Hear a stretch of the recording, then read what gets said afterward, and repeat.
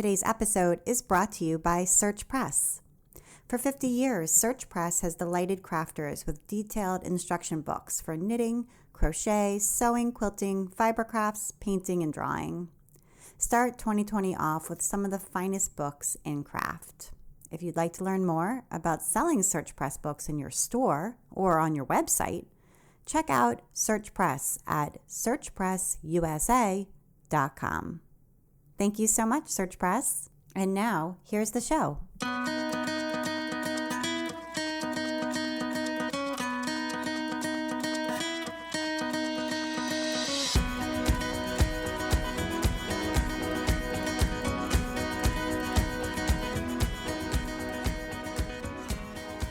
Welcome to episode 160 of the Craft Industry Alliance podcast. I'm Abby Glassenberg. Craft Industry Alliance is a community for craft professionals where you can strengthen your creative business, stay up to date on industry news, and build connections within our supportive trade association. Check it out at craftindustyalliance.org. Today on the show, we're talking about building a business as a paper artist with my guest, Abigail McMurray. And I'm very excited to be visiting Abigail here in her studio in Arlington, Massachusetts, which is not too far from my home. Abigail, thank you so much for having me. Thank you. With paper as a medium, artist Abigail McMurray combines her background in graphic design and sculpture to create papercraft kits, unique greeting cards, architecturally inspired artwork, and custom house portraits under the name Yeiou Paper Objects. Abigail's custom house portraits were awarded an honorable mention in the 2019 Etsy Design Awards. These heirlooms capture a home or other building, rendering the details and dimensions in a one-of-a-kind paper sculpture. Abigail lives and works in Arlington, Massachusetts with her husband, sister, and cat, who are all very gracious about the tiny bits of paper that end up all over the house. Abigail McMurray, welcome. Thank you. So I know that you loved origami as a kid, and I'm wondering where you grew up. I grew up in central Illinois, just in a university town. Okay. And what did your parents do for work? My mom stayed home with us. My dad had a few different jobs, mostly around computers, fixing computers or a little bit of programming. Okay. Yeah. And you were pretty crafty. Yeah. So even though my dad worked, technically he was still pretty creative, is still a pretty creative person. And my mom also, she's a woodworker, she's an avid gardener. And we spent a lot of time in our childhood in the library. So we would come home with just these piles and piles of craft books, different projects, and kind of take over the whole kitchen table with paper and other supplies with these books and kind of work our way through. That sounds awesome. Yeah, it was fun. Okay, great. And so what did you think that you wanted to be when you grew up, or what were your plans? Even as a little kid, I can remember I wanted to be an artist or an art teacher. I don't think I had a specific medium in mind. I'm not a drawer or a painter, really, which is kind of the grid I had for an artist as a kid. Yeah, me too. Yeah. Right. I always say I went to art school and I can't draw, so it's okay if you can't draw. I'm teaching workshops and things. Yeah. So, I mean, how was that for you? So you did go to art school? I did go to art school, yeah. I have a BFA in graphic design and sculpture. Okay. Where did you go to school? Also in central Illinois, Bradley University. Okay. So how did you kind of get into art school if you feel like you weren't great at drawing, at least? I wasn't great at drawing. I mean, I can draw if I apply myself. It's not my favorite thing. I'm more of a spatial thinker. Okay. And so I wanted to do ceramics and three-dimensional sorts of things. The school I actually ended up there because when I was a teenager, I really wanted to build websites. Oh, interesting. So I started building websites in middle school and learned HTML and started playing around with different, more technical things.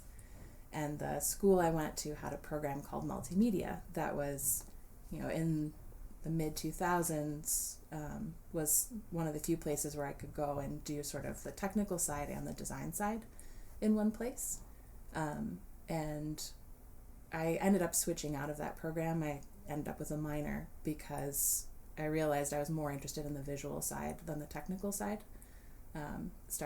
Switched to graphic design, and then had to take some 3D electives as part of that program, and realized I really loved sculpture and thinking about three-dimensional space, and so added that as a second major. That's really cool. So did your dad bring home like some computers, or like how did you kind of get into learning that you enjoyed building websites? Was there some introduction? I mean, I feel like it's fairly unusual for a girl at that time to sort of decide that, you know, building a website was something that you wanted to do. I mean, it's more typical now, I think, for STEM and girls, you know, girls who code and that kind of thing. But I feel like back then, maybe it was a little bit less typical. Yeah, I think I ended up in sort of the first wave of that initiative to get girls interested in math and science. Yeah. I mean, I always had a hard time in school picking a favorite subject. I just kind of liked everything. But my dad working with computers meant that we had computers at home before there was a computer lab in the school. That's what I figured. Yeah. Yes. Right, so you had access. Yes. Right, in a way that maybe some other people didn't. Yeah. Okay, got it. All right, so you got introduced to sort of sculpture in college, and then when you graduated, what was your first job out of school? I worked for a shopping center and sort of real estate investment company in the same town where my school was in Illinois, and got married, and we were there for about a year. And then my husband got a job out here in Boston, so we picked up and moved, and I ended up working at Boston University in online marketing. Okay. All right, so you're there, and I read online and doing a little research before coming over here that you sort of were making things out of, you know, origami paper and that kind of thing at your desk as a way to kind of like have something tangible and relieve some stress. And sort of they started to multiply. Is that right? And you sort of started to realize that maybe you needed to do more of that. Yeah, I think I used it as sort of a therapeutic action. And my work was all digital. I was designing email campaigns and making graphics for things. And so the only paper I interacted with was when somebody printed something out that they needed me to work on. So I started folding my Post-it notes on my desk into, because they're square. Because they're square, exactly. I just would get overwhelmed with a project and would stop for 5 minutes and fold the same thing that I was folding in second grade when I was obsessed with origami, just that like muscle memory. Would just make a couple of those every day as this is a tangible thing. I can finish it in a reasonable amount of time. I don't need anyone's approval or sign off. And therefore, I have accomplished something with my life today. I have made an origami box. I think so many people who are in a cubicle can just relate to that feeling. I honestly do. I mean, I feel like there's people probably listening to this podcast who are like, yep, for sure. Okay, so how did that lead to you actually leaving that job? Like, talk about was there a plan in place? I know like some people who leave their day job, you know, they're like, I'm going to save up for 6 months and then I'm going to like, you know, ask for part-time hours, and like they have a whole plan, and other people are just like walk out one day and are like, I'm done. And then they just sort of wing it. Or, you know, had you started your shop, or like talk about sort of how you transitioned? Yeah. So I was just really in a season of burnout, and my husband also had a very stressful job at the time. So we were sort of both working at more than 100% capacity, and our life was struggling because of that. And so we had some family stuff come up. I gave my job several months notice so like I could transition well, and then had my last day. We drove across the country to do some family stuff for a couple of weeks. My husband was working remotely, so we were portable at that point. And then kind of got back and settled in a while later, a couple months later, and started to try to figure out what was next. And originally I thought I was going to go get another day job, but my heart just wasn't in it. And because my husband was working so much and his job paid so much better, we just kind of made it work financially for that season. And you were on his like health benefits and stuff, so yeah. Okay. So then I left my job in like August, and it was the next year in March when I found out about a craft show that I could apply to, and I actually found out about the craft show. The application deadline was at the end of March, so I developed a few products, put them in an Etsy shop, and then used that as my application for the craft show. And that was the beginning. And that was it. Yeah. So what were those initial products? Because I also want to sort of talk about the evolution of the products, because I think, I am guessing, and I don't know for sure, but I'm guessing there's been an evolution. And I think that's a really interesting process to think about, like how you arrive at something that's successful, both in that it makes sense financially to make it, like it, as far as your process, how much time it takes, how much customization it takes to create this product. And then also like product market fit, like there's actually an audience for it enough that, you know, you're going to be able to sell it again and again and again and you know, make money off of it. So, so what were the initial products that were at that very first show in March? So I started off by sort of channeling that feeling of folding the origami things at work and wanting to share that. But because I know I've been doing origami for a long time, and I've been like folding it and sharing it with people for a long time, and they're always so amazed that paper can be this thing. And so my concept, I received a silhouette cameo as a gift right around the same time when I quit my job. And so for people who don't know what that is, a silhouette cameo is a digital cutting machine. Yes. Where you can input something into a computer and it cuts it. It cuts it with a blade. Right. Right. Okay. Yeah. So my idea was to sort of take that computerized cutting machine, my skills as a graphic designer, and that feeling, wanting to share that feeling of accomplishment from folding paper with people. And so I designed a line of gift boxes or geometric paper objects that were pre-scored and self-adhesive kits. So you could buy the kit from me, and you didn't have to worry about where the fold line was or how sharply it was creased or how accurate it was, which are all concerns with origami and reasons that people struggle with it, trying to get the corners lined up or whatever. And it's self-adhesive. You don't need any glue or scissors or tape or mess. You just buy the thing, put it together, and you've made a cool thing out of paper. They're cool and people liked looking at them, but they didn't sell very well. Okay. So they were these little boxes, basically, yes. And it was a kit. Okay. Yes. So that was the beginning. You went to the show. People remarked that they were cool, but didn't make a ton of sales. Right. And they were in the Etsy shop as well. Did they sell online better or no? No, they just didn't really sell all that well. And I think my guess is that because it was a thing that you weren't really looking for. That if you stumbled across it and you were the right person, you were kind of crafty and interested in paper and liked to wrap gifts and often gave small gifts, then maybe it was for you. But basically nobody else really needed one. Right. Okay.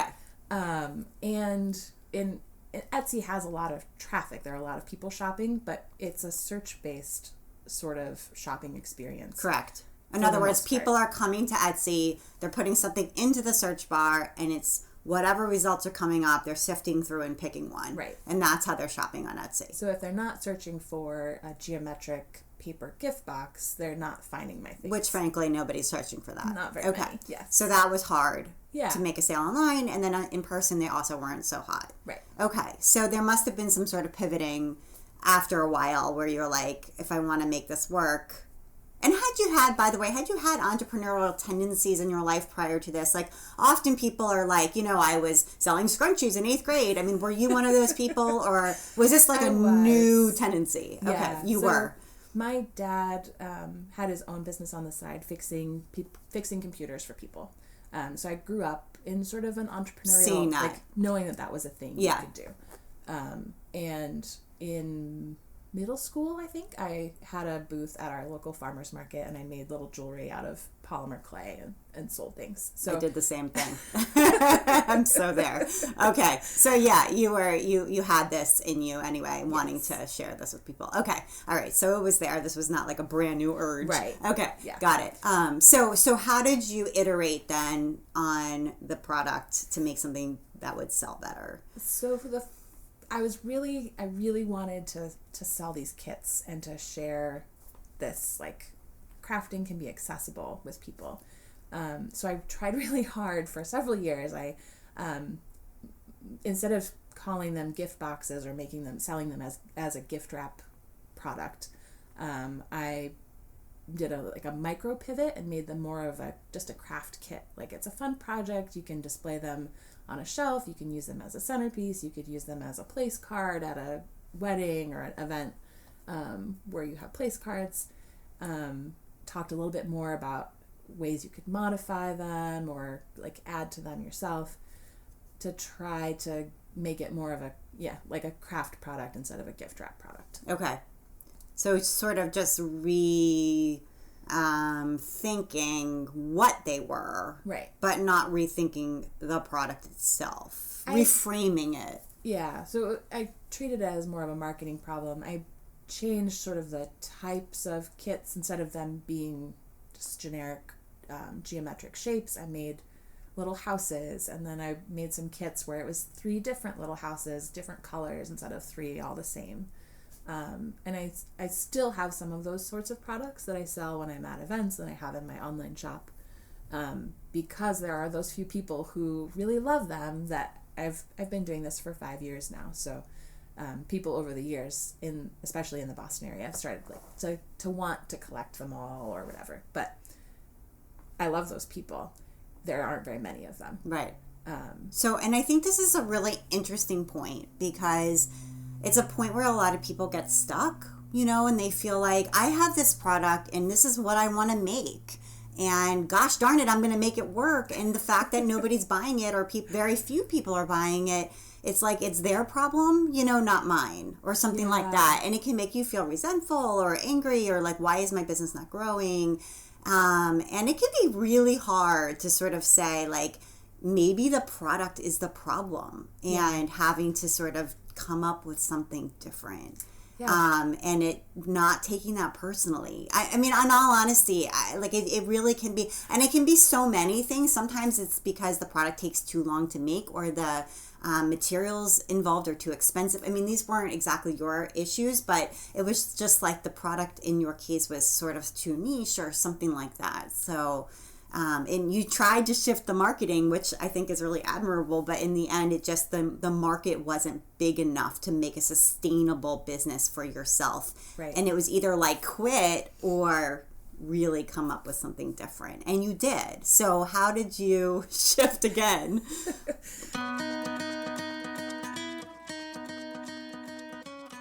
I'd like to take a minute now to talk about our sponsor, Search Press.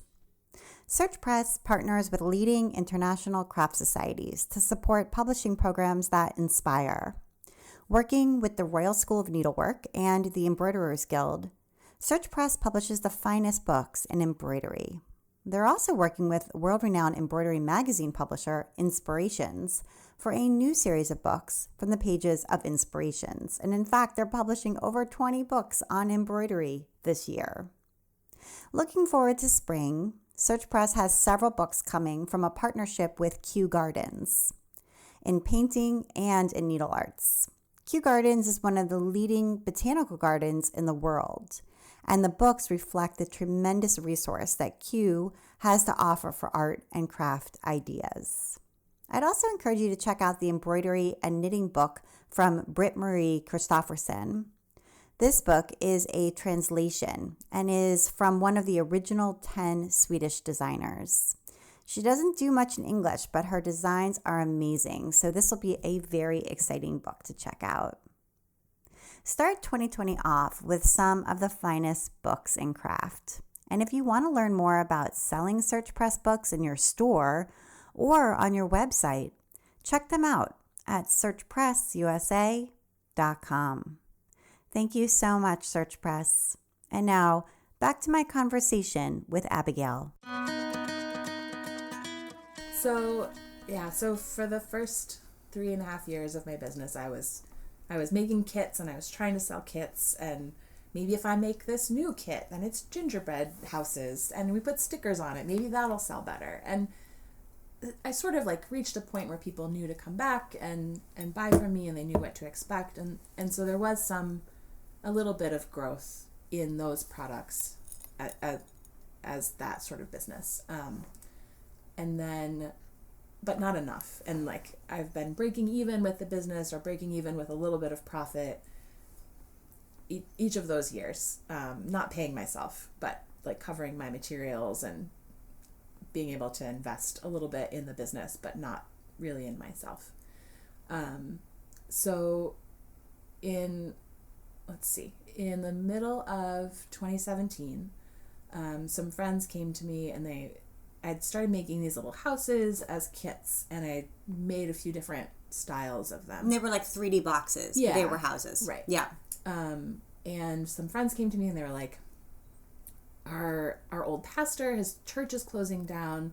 They're like leaving the building that they've been in forever, and we really want something to give to our friend to commemorate this season of his life leading this church. We want it to be around the building, since the building is being let go.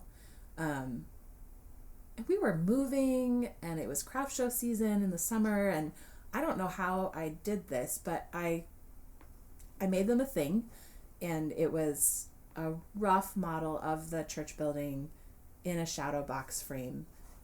They gave you a photo of the church, and it was red, right? Yeah. And you made and you had it printed with the silhouette, or did you cut it by hand? I used the silhouette to cut it. Mm-hmm. Because I could, again, my background's in graphic design. I'm a computer person, not a by hand drawing person. And so I used the computer to draw the shapes that I needed to make it sort of look like the church building. So you cut it and then just put it in the shadow box and gave it to them. Yes. And how did they feel about it? They gifted it to their friend, and it went over really well, and everyone was happy. And then we renovated our kitchen, and life moved on. Like, you didn't really think about it too much. Right. That was just a thing I did. One-off thing. I did a thing for my friends, and then I very much moved on. Then, so my year cycle is sort of, there's a few craft shows in the summer, and then around the holiday season there's a lot of things. That's the big season for retail. So after the holiday season ended that year, sort of looking back at my numbers, I was burnt out. I just took some time at the beginning of 2018 to just rest, to kind of rethink things and reevaluate, because it'd been 3 years of making the same sorts of things and not doing well enough to support myself. And my husband is wonderful and he's super helpful and very patient, but I needed to contribute to the household and figure out how to do that. So in that quiet season, I thought again about that project that I had made for my friends a few months before, and sort of I have a group of people in the Boston area that have similar sorts of handmade businesses that we get together. And so I started talking to them about it. I went to the Craft Industry Alliance, the coffee clatch chat, and talked a little bit, or asked a little bit about things I was thinking about in that forum as well. And people seemed interested. I think I posted on Instagram a little bit to see if the people that follow me would be interested in something that's a house or a building that's made out of paper that's in a shadow box. I made one of our house as an example, a first one to a proof of concept, and posted it on Instagram, and it got a ton of interaction, and people were like, yes, I would totally want one of these. Always a good test.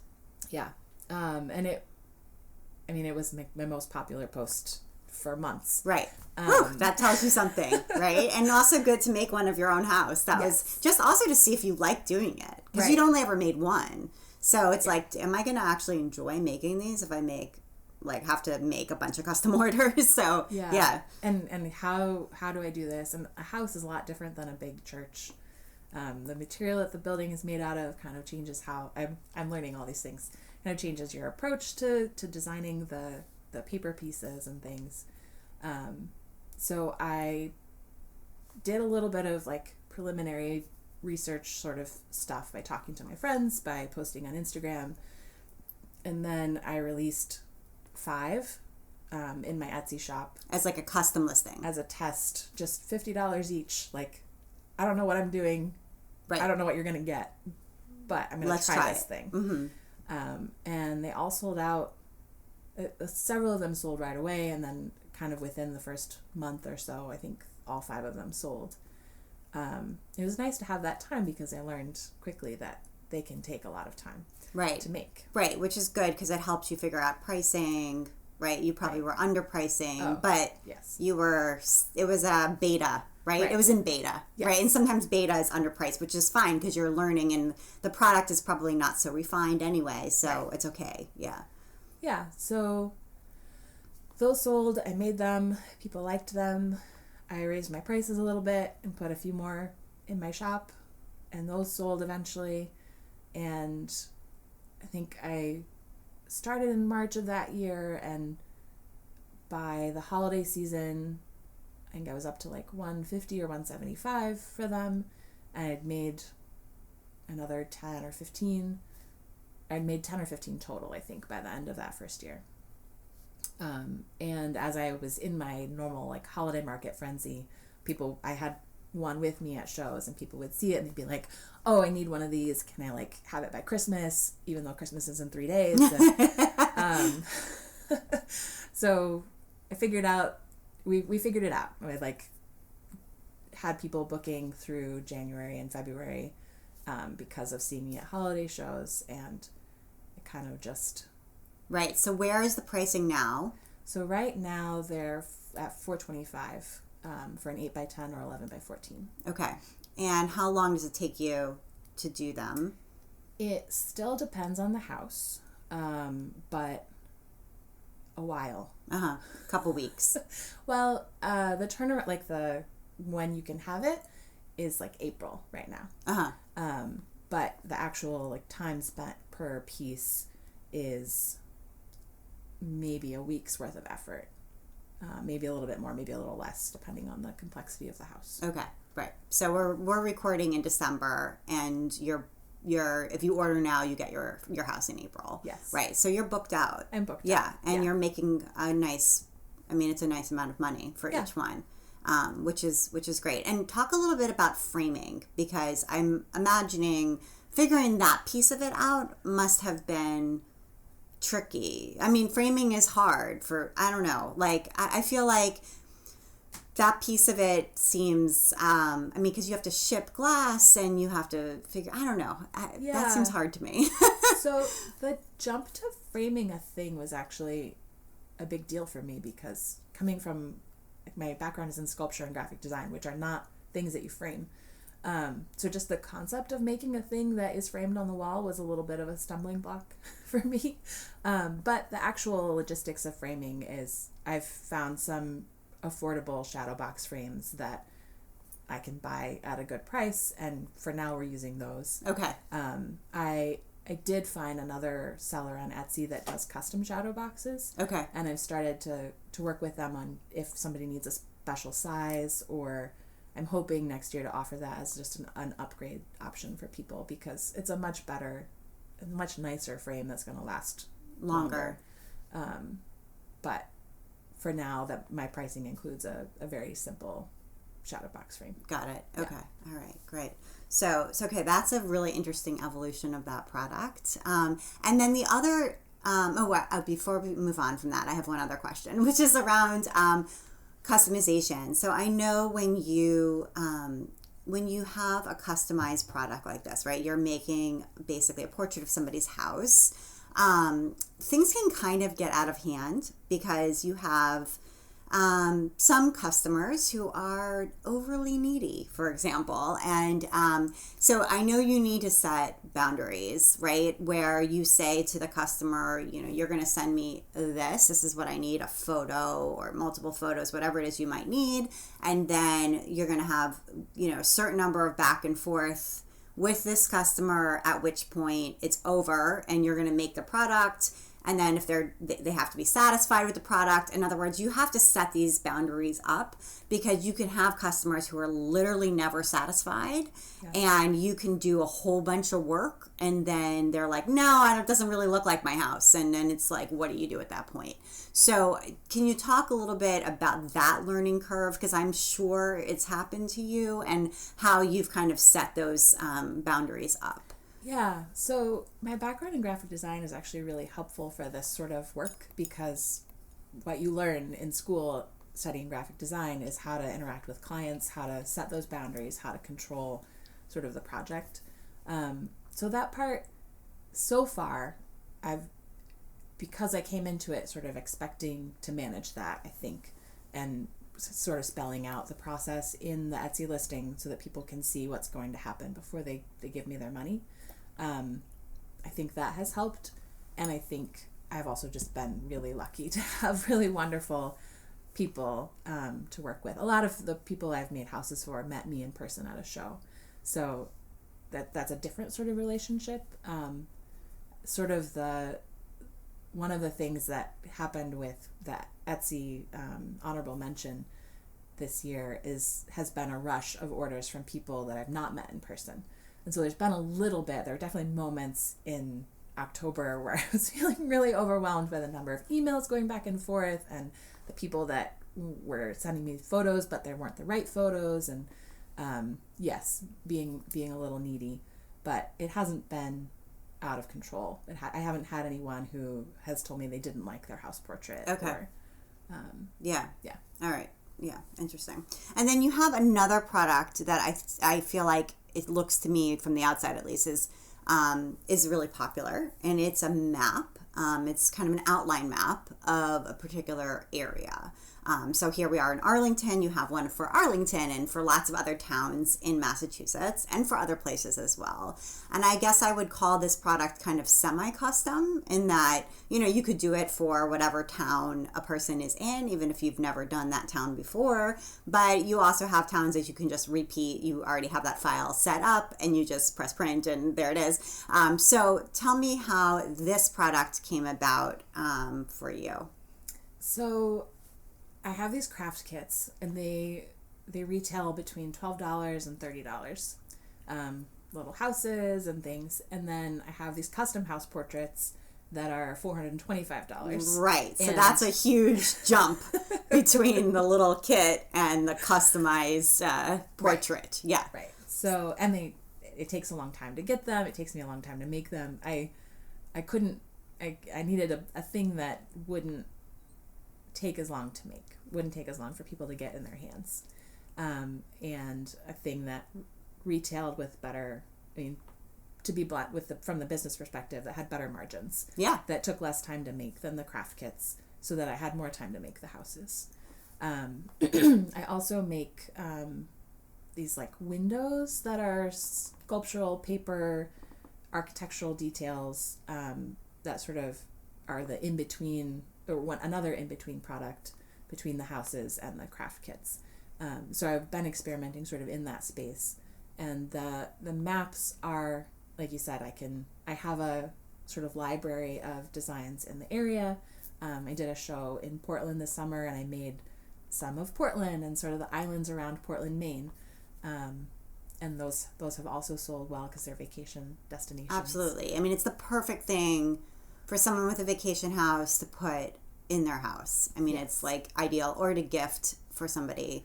I mean, it's, to put in their powder room or whatever. I mean, it's so easy to buy. Yeah. Yeah. Yeah. So that's been equally exciting. Like, it's exciting that people want the house portraits, but it's even more exciting that I can make this thing relatively quickly, that people will want. And around New England, it's like preppy. I don't know. It has this like a little bit of like. I live in Wellesley, which is like uber preppy. Not that I'm preppy, but oh my gosh, I'm sorry. I live in a very preppy town, and there are just these shops in my town that would like so like in a heartbeat carry them. It just seems like it's like the perfect product, because that's like that's the total buyer for that product. It's just fits perfectly. They love like the zip code pillows, and it's like perfect for them. It's an adorable product, right? It's like fits perfectly with that aesthetic. So I can so what do they retail for? They retail on Etsy they're $48 because it includes shipping. In person they're $42. Okay. And they're already framed. They're already framed and ready to hang. And about how big are they? They're 8 by 8. Okay. So it's 8 right. I think that's great. Yeah. Yeah. And they have different, so the design is cut out of white paper, and then I have different background colors. So if you order online, you can pick from like 25 different colors for the inside or the background. So they can kind of fit in any space. Right, in your decor. Right. So they match. Yeah. Absolutely. So good. So and how do they do? Do they do really well? Do they sell well? Yeah. I'm still kind of figuring out like who the people are and why they buy them, but it's been fun to figure that out and get some data and try some things. Okay. So together now, here you are. You see this evolution, right? Between where you were and here you are. Is the business now like a business and not a hobby? I mean, do you feel like it's become something that's more financially like sustaining you? Yes, I'm on track. This year I've been able to actually pay myself a little bit.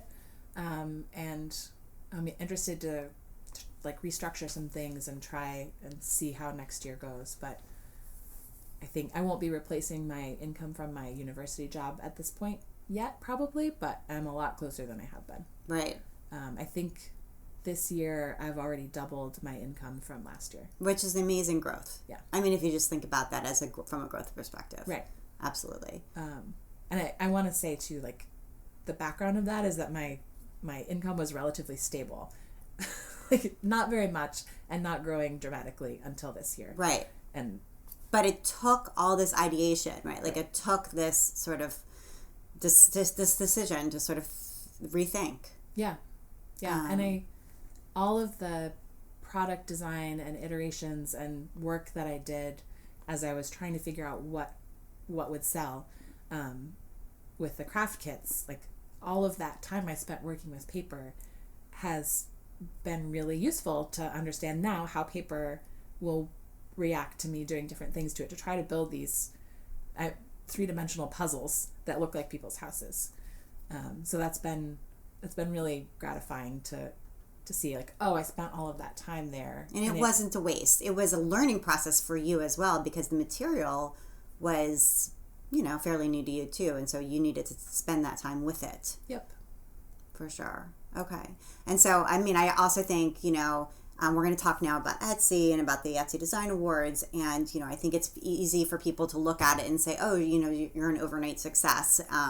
But it's been 5 years, and there were years of just sort of like butting up against it not really working all that well. And I think it's really helpful to hear that. So why did you choose Etsy as a platform? I mean, I think we can go back to that, applying to that craft fair, and it seems pretty obvious, like it just was there and easy. Is that right? Yeah. And you've stuck with it though. I mean, you do have your own website, but the e-commerce portion of that website is an Etsy it's just Etsy. Shop. So why have you chosen that? In plans to move to Shopify or no, or what?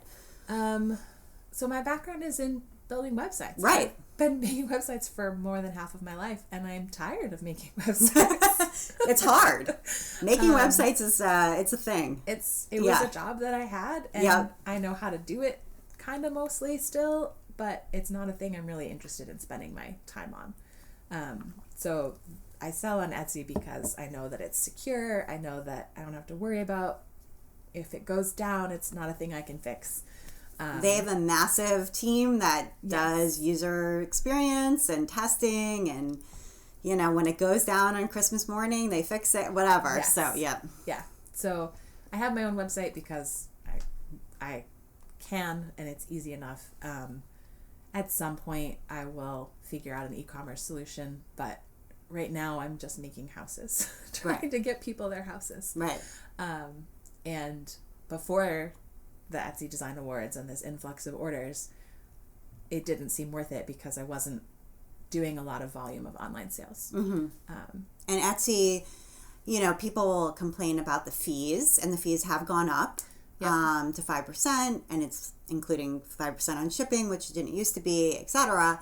But if you look at the fees for Shopify or for hosting your own site, and you actually get down and granular about it, it's actually fairly inexpensive. So, and it depends on the volume of your sales and all of that. There are a lot of variables here, but it's not expensive, right? When it comes to, you know, hosting your own site, and your own e-commerce. So it's easy, and they run it for you. Yes. You know, so there's that. Okay, so, and then when you saw the Design Awards, which is new this year, it's an interesting move for Etsy. They've never, as far as I know, and I've been on Etsy for a very long time, done this before. It was an interesting move. I'm not exactly sure, you know, what it was, whether it was to try to get press, or I think that was certainly part of it, and I think it was successful in doing that, or whether there was other motivations, I don't know. But so you saw the call for entries, and what did you think, and talk about that process? Well, I mean, it was free to apply, so why not? And then sort of like thinking about my range of products, it was kind of a no-brainer. I can like submit this craft kit that sells at a mediocre pace everywhere, or I can submit this house portrait, which I haven't seen anyone do anything quite like it, and it's pretty stunning. Like it. Yeah, it's pretty. The photos are pretty cool. Yeah. So why not submit this? So I did. Yeah. Right. Okay, and that was it. You just submitted it. The application was pretty cut and dry. It wasn't hard. It was very straightforward. It was like 5 short answer questions, and one of them was, why do you think this deserves to win? I was like, well, no one else is making it, and I think it's cool. Right. So you just submitted it and pressed enter, and that was it. Yep. Cool. Okay. And then what happened how did you get notified? And so I think maybe the first thing was an email notifying me that I was a finalist. And actually last year around the holidays, an Etsy PR person reached out to me, and I was featured on a little NBC spot, just on the local news around buying locally made gifts for the holidays. And so I knew this person already. So she reached out to me and she was like, can we schedule a call? I want to talk to you about this. And so we chatted about like what my product is and why and how and all that sort of stuff. And she told me a little bit more about like their process for sorting through all the entries and figuring out the finalists and how many finalists there were. And I sort of was like, oh, I'm a finalist. It's not a big deal. Like, there are lots of finalists, but talking to her, I realized, no, this is kind of a big deal. Like, there were a lot of entries, and there aren't that many finalists in comparison, and this is like significant honor. And so that was really exciting, really encouraging. Yeah, totally. So, and then you got like an honorable mention, and then was there like a second? The finalist was like the official thing, and then they didn't actually tell me I was an honorable mention. Okay, so you were a finalist and an honorable mention. I sort of knew that I didn't win because they hadn't let me know, and the announcement was coming soon, and so with the finalist, they told the finalists a couple weeks or a month before they actually released. And how many finalists were there? There was like 150 finalists. Yeah. Okay. And then the winner was like a wallpaper designer. Yes. Okay. Yes. Yeah. And then you were an honorable mention, and there were just a few honorable mentions. Yeah. So, and they didn't even tell me. Oh. It just, on the winners page, you scroll down to the bottom, and there's just a heading that's like honorable mentions. And there you were. 6 or 8. Wow. So that's really a small group. Yeah. That's amazing. Yeah. Congratulations. Really yeah. So then you get to put that little award on your banner, which you should totally keep forever and ever. Oh, yes. And it sounds like you got a whole influx of orders from that. Yeah, the day that the winners page went up, I got 4 orders, which for houses, for house portraits, right? And then it's sort of been a steady trickle since then, mixed in with like local people who see me and want something for the holidays. Right. And did you feel differently too? Did it help, like, I don't know, sort of, like I felt like after like my book came out, for example, I just had this sort of sense of myself feeling differently. Did it make you feel like on an emotional level somewhat different? Yeah.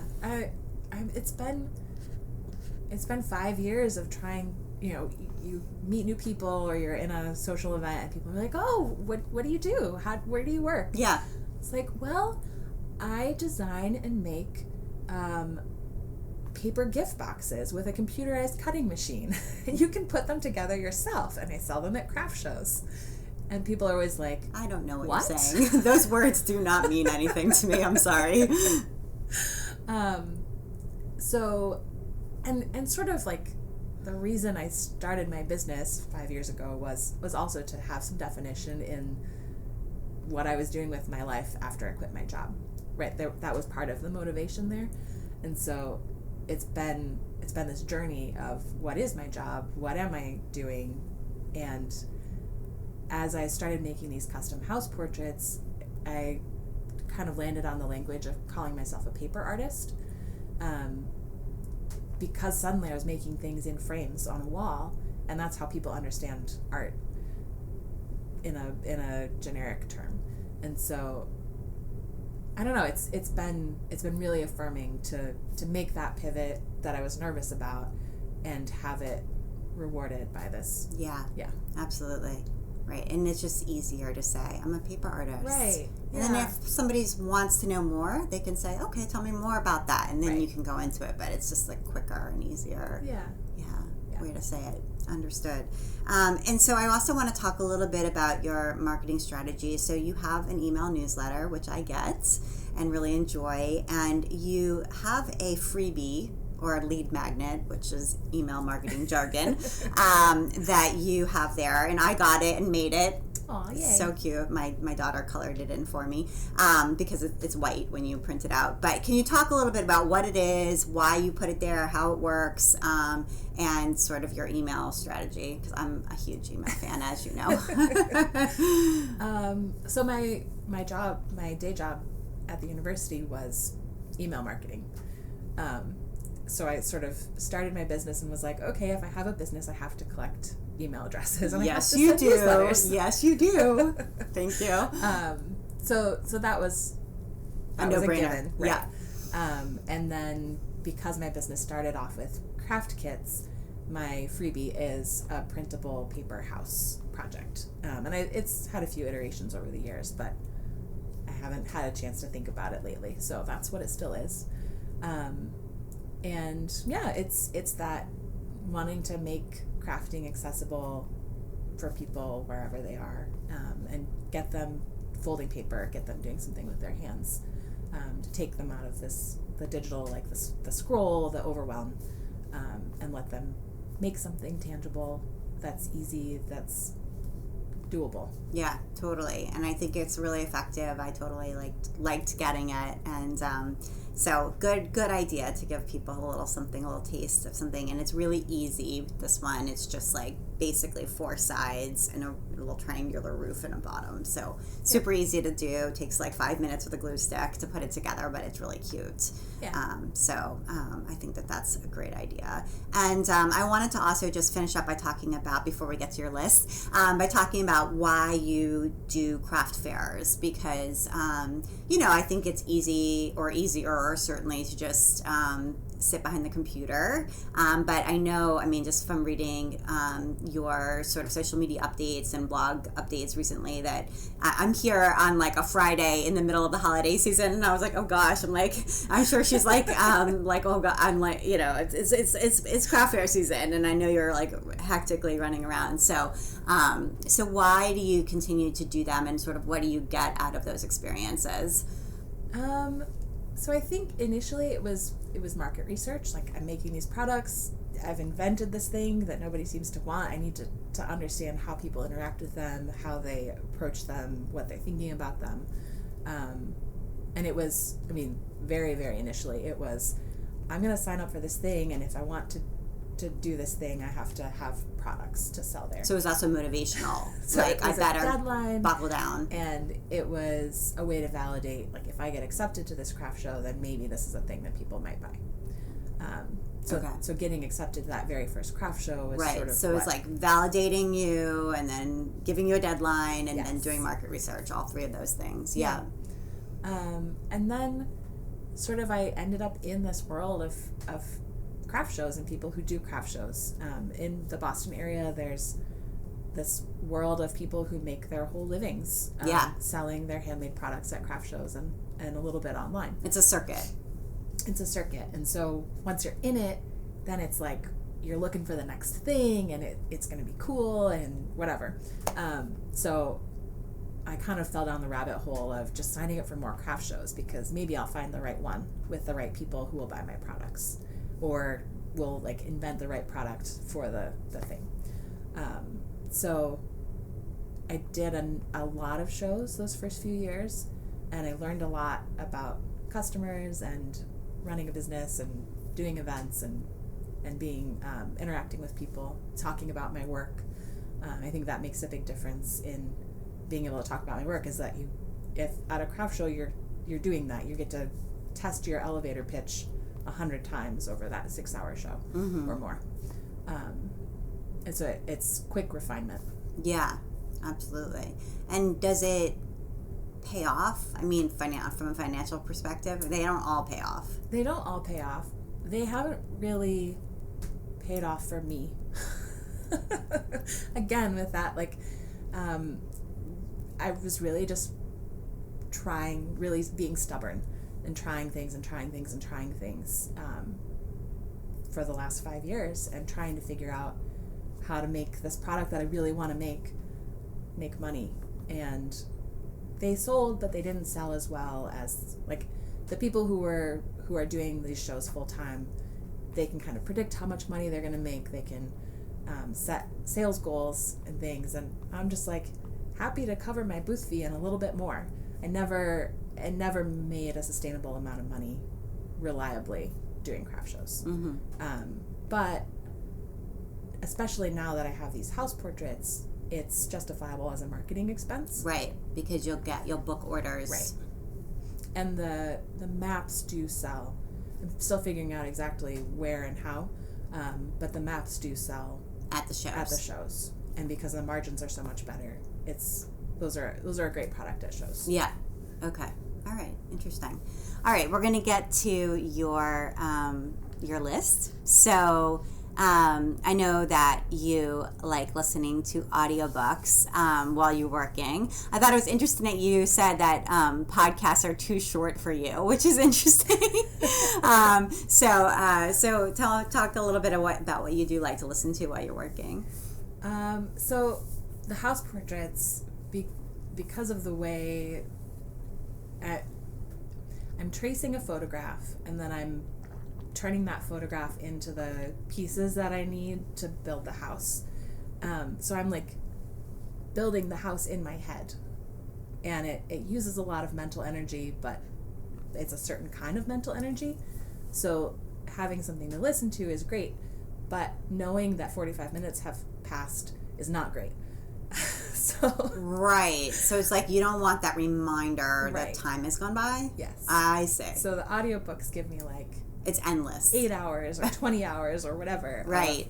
Of a story that I can be like paying attention to while also still building a house in my head. Got it. Okay. Yeah. All right. That makes sense. And you get them from the library versus getting them from Audible? Yeah. So I have an Audible subscription right now, and there are some things that's the best place to go, but because I need volume... Right. It gets expensive. Yeah, because I have Audible subscription, but I only have 2 credits a month, and my kids blow through them, so I never actually get access to them. I haven't had a book for myself in years, but anyway, yeah. Yeah, so the local library they have ebooks and they have audiobooks, and I would love to be going to the library and getting actual books to read, but I have time to listen to things more than I have time to actually read things. Yeah. So, yeah. Good. That's cool.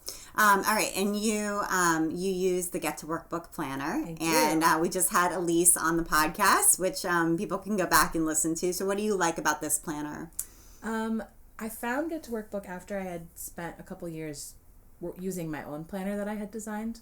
And when I got the Get to Workbook, I realized it was so much less stressful to use someone else's design, not have to think about how I was going to iterate it. But I love that it's a simple layout, that it kind of guides me to think about focusing on a number of, like, there's 3 boxes at the top of each day. You have yours right here next to us. Yeah. 3 boxes on each week. And so it's sort of a subtle, like, hey, Abigail, maybe you can do 3 things today. Maybe you can't do 1,200 things today, like your full to-do list. Here's like 3. Yeah. Right. I like that. So that's helpful. Yeah. And there's plenty of space, and it's flexible, so I can make notes about a meeting or a product idea or whatever, and not have to worry about following a specific formula or whatever. Right. Yeah, totally. Just enough structure. Yeah, absolutely. Okay, cool. And I know lots of people are big fans, so you're definitely not alone. And then this I want to check out. So this is they're Stasher silicone bags, and you use them for snacks. I have to click over and like take a look at what these look like. So what are they? I'm looking. So it's a Ziploc bag replacement. Okay. And they exist in a bunch of different sizes, but they're made entirely of silicone. So they're reusable. They're reusable. They're not going to melt. They're very sturdy. The seal is really nice. They come in little sizes and big sizes. And I've been trying to, like, we use cloth napkins. I've been trying to use less stuff. And I feel terrible about my, like, Ziploc sandwich bags. Yeah. Right. Yeah. So I found these I was at a shop somewhere, and I grabbed one just to try it. And we've really, we had to get a few more because there are 3 of us in the house, and my husband takes his lunch to work, and my sister takes snacks places too, and so we'd be like, where's the bag? Like, who has the bag? So I just ordered a bunch more. They had a Black Friday sale, and they're easy to clean? They're easy to clean. They're dishwasher safe. Okay. Can you turn them inside out? Which is really nice. I think you're not supposed to. Because they'll rip?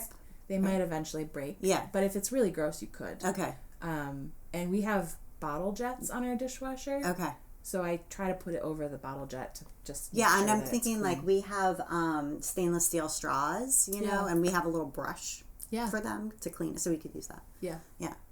Yeah. So far, like, pretty cool. Yeah, I'll take stuff to craft shows with me and have, like, 4 different bags of snacks. And right. Because you are standing there all day long and need snacks and can't sit down and actually eat a lunch. Yeah. Yeah. That's great. So they're good. All right, I'm going to check it out. Yeah. I totally need something different from what I'm using. And like I said, I feel terrible about all of my snack bags. So that's cool. All right, I haven't heard of this before.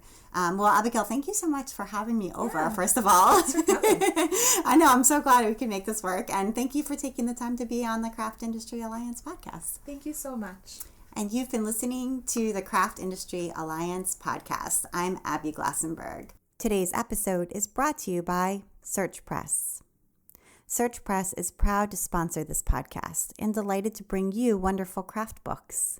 As an independent, family-owned publisher, Search Press books are supplied through art and craft retailers in the United States and Canada. Search Press books are available through Summer Street Associates and are distributed by Penguin Random House. Thank you so much, Search Press. Craft Industry Alliance is a community for craft professionals. When you become a member of Craft Industry Alliance, you get in-depth coverage of craft industry news, the opportunity to connect with fellow professionals for advice and support, and access to an educational library filled with ideas, tools, and resources to help you as you build your business. Join us at craftindustrｙalliance.org. Thank you so much, and I'll see you next time.